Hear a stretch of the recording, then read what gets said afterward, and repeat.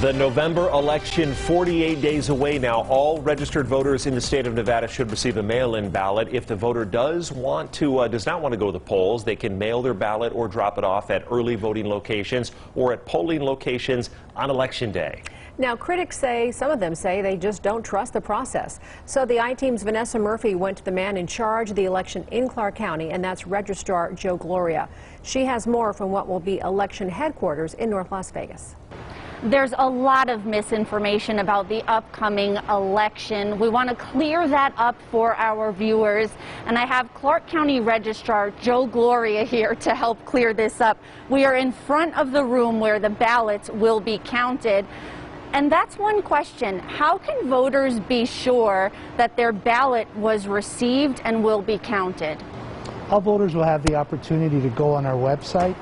Through Registered Voter Services, they can log in, and there's information there that tells them what the status of their ballot is. Or they can always call 702-455-VOTE and speak with one of our customer service representatives. There is a concern about voter fraud. If there are extra ballots by mailboxes, especially apartment complexes, or someone picks up a ballot that's not theirs, that they can fill it out, sign it. What can you say about voter fraud? Well, first off, that would be an illegal action. It would be against the law for anybody to vote a ballot that is not theirs. However, we have several checks in place. Number one being every ballot that comes in has to be signed. We verify that signature to make sure it matches what's in the database, to verify their identity.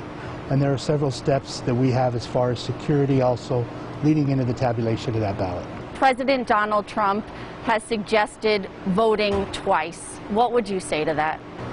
That would be an illegal action. And it's unfortunate that those types of statements are made. I would discourage any voter from trying to do so.